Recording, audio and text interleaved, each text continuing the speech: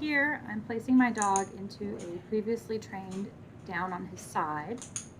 I'm reinforcing him a couple of times with his head up, just to remind him that it is an option for him to pick his head up.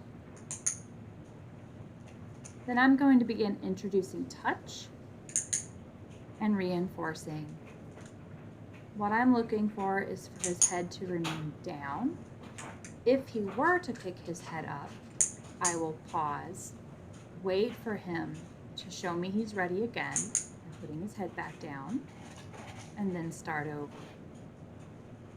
Again, I'm showing him that he can lift his head. It is an option. And